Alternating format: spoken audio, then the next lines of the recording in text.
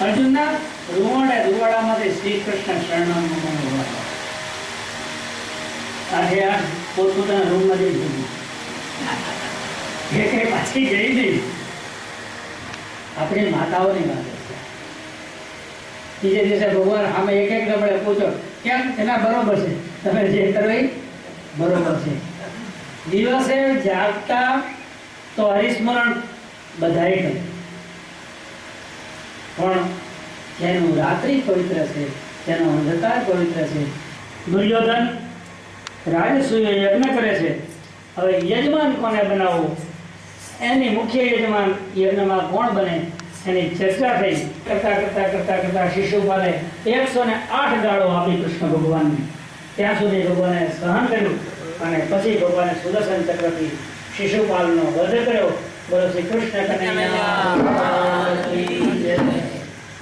અને શિશુપાલનો જે વધ થયો એ વધ જાણી અને દંતવક્ર નામનો એનો મિત્ર જે હતો, ગદા મારી દંતવક્રને ભગવાને વૈકુંઠ આપ્યું. આ શિશુપાલ અને દંતવક્ર એ જય અને વિજય ભગવાનના આળપાર હતા.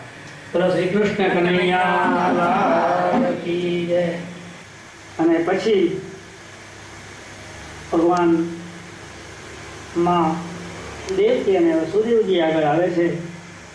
માં હવે દેવકીને કહે છે, માં તો માં તે બહુ સહન કર્યું છે.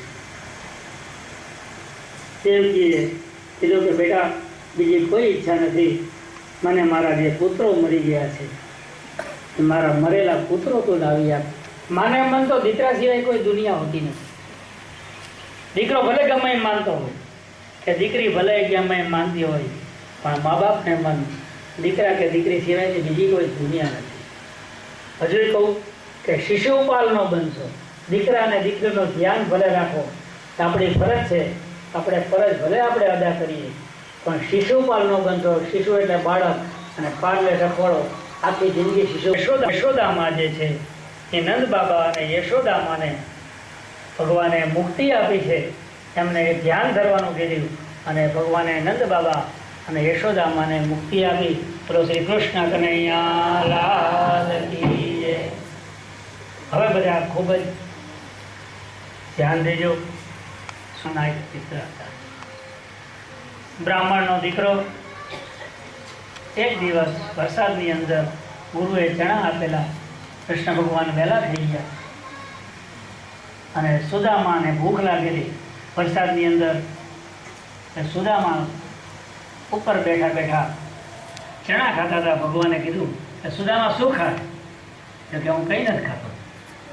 ભગવાન કે મેં તારી યારે સાચી મિત્રતા કરી છે, અને તું ખોટું બોલસ. દાંત કકડાવાનો અવાજ આવે છે ને કે ના જો કે ઠંડીના મારા દાંત કકડે છે. ભગવાન સાથે મિત્રતા કર્યા પછી ખોટું બોલાય? ખોટું બોલ્યા. ભગવાન તો કઈ નથી બોલતા, પણ માએ શ્રાપ આપ્યો કે તે ભગવાનને ખાવા નથી આપ્યું. મારો ભગવાન ભૂખો રહ્યો અને તું ખાતો શ્રીક છે, તું દરિદ્ર બની જઈશ. એને 4 બાળકો છે. ભગવાન તો દ્વારકામાં રહે, સુદામા મારો પોરબંદરમાં રહે.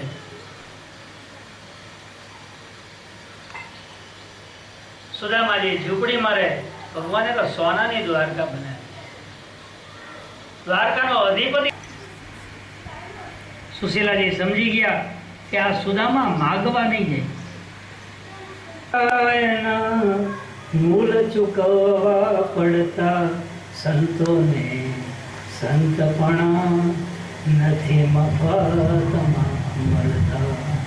સંતોને સંતપણા નથી મફતમાં મળતા. દ્વારકાનો ધીશનો મિત્ર સુદામા અને એના જ્યારે નાના નાના 4 બાળકો 1-2 ટંક અનાજ માટે જ્યારે ચળવળતા હોય, કઈ માં સહન કરી હતી? સુશીલાજી ઘરના એક ખૂણામાં બેસી અને રડે છે. કેમ કરીને હું મારા પતિને સમજાવું, આ અર્થોપાર્જન કેમ કરીને થાય? મને ખાવા નહીં મળે તો ચાલશે, મારા અને સુદામાને એના બાળપણનો સખો યાદ આવી ગયો, એના બાળપણના દિવસો યાદ આવી ગયા. અને સુશીલાને કીધું કે સુશીલા, મને મળવા જવાનું બહુ મન થાય છે, કારણ કે આવું છે ને કેવી રીતે થેપલામાંથી એક થેપલું અને થોડુંક પાણી પી અને એક ઝાડની નીચે સૂતા છે. યોગ માયાજી આવ્યા છે અને સુદામા જે ઝાડ નીચે સૂતા હતા ને એ ઝાડ અને સુદામા સહિત દ્વારકાને જે સીમ હતી દ્વારકા નગરીની બહાર એ જ ઝાડ અને એ જ સુદામાને જોડાઈ દીધા. બોલો શ્રી કૃષ્ણ કનૈયા. બીજા હાથમાં લાકડી સુદામો લઈ પૂછે છે કે શ્રી કૃષ્ણનો મહેલ ક્યાં છે? પૂછતા ભગવાન શ્રી કૃષ્ણના મહેલ સુધી જાય. 12 દરવાનો હોય. ગામના વિચાર કરે છે કે દ્વારકા નગરીની અંદર કોઈ દરિદ્ર નથી. આ દરિદ્ર બ્રાહ્મણ આવ્યો ક્યાંથી? કૃષ્ણકાય શરીર છે, ખંભા ઉપર એક જનોઈ છે, ફાટેલી પોતળી છે. પૂછે બ્રાહ્મણ દેવતા ક્યાંથી આવો છો? તો કે હું પોરબંદરનો છું. શ્રી કૃષ્ણ મારો બાળપણનો સખો છે. ગામના માણસો વિચાર કરે એનું નામ સુદામા છે અને જ્યાં સુદામા નામ પડે છે ભગવાન નથી ચંપલ પહેરવા રહેતા, નથી મુગટ પહેરવા રહેતા, એકદમ દોટ મૂકે છે. આજે રાણીઓ જોવે છે કે કોઈના માટે ભગવાન આટલું દોડ્યા નથી. દોડી અને જાય છે. ભગવાને સુદામાને ખભા ઉપર ઉચકી અને લઈ આવ્યા પોતાના સિંહ. ત્યાં શ્રી અક્ષય લખ્યું હતું, એના અક્ષર ઊંધા થઈ ગયા. યક્ષશ્રી, યક્ષ કુબેરનો ભંડાર સુદામાને મળે. આપણે મંદિરે નીકળે ત્યાં અને કૃષ્ણ ભગવાન જોઈ જાય છે. આપણે નાનપણમાં જે કવિતા આવતી ને કે પછી સાંભળિયાજી બોલિયા તને સાંભળે રે, સાંદીપનીના આશ્રમની વાત ભગવાનજી કૃષ્ણ ભગવાન વાત કરે સુદામા સાથે. વાતમાં ભગવાને પોટલી ખેંચી લીધી અને એક મોટો તાંદૂળ ખાધા. તમારી ભાભીએ મોકલી છે ને તું હંતાડીને ભરત તે દીએ તું હવે ત્રીજી મુઠ્ઠી ખાશો ને કાનમાં કીધું કે તો અમારે દાસી બની સુદામાને અહીંયા જવું પડશે. ભગવાને પોતાનો બધો વૈભવ સુદામાજીને. સુદામાને કંઈ ખબર નથી. ભગવાને સુદામાને આવું સરસ મજાનું પીતાંબર આપેલું છે. ત્યારમાં કીધું ભગવાન મને એક વસ્તુ તમારી ન સમજાય કે શું? કે સામાન્ય માણસ આવે છે એને મોકલવા માટે તમે રથ મોકલો છો અને આજે તમારો આ પ્રિય સખો, તમારો નાનપણનો બાળપણનો દોસ્ત મિત્ર આવ્યો છે, એને તમે આટલી બધી વૈભવ આપ્યો અને છતાંય એને તમે રથ નથી આવ્યો, એને પગે ચાલતો મોકલ્યો છો.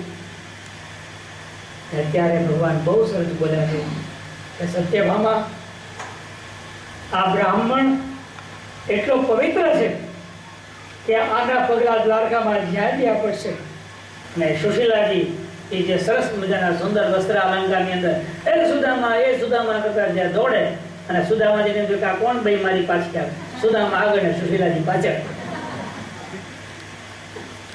પછી સુશીલાજી કહે છે ઉભા રહો સુશીલા. સુદામાજી ઉભા રહે. આમ જોયું આ તારો બધો વૈભવ ને ઘરેણા ખાવા નહોતું કે. ત્યારે સુશીલાજીએ કીધું કે એ બધો તો તમારો સાંભળ્યાનો પ્રતાપ છે. એ બધો તો તમારા સાંભળ્યાનો પ્રતાપ છે કે ના.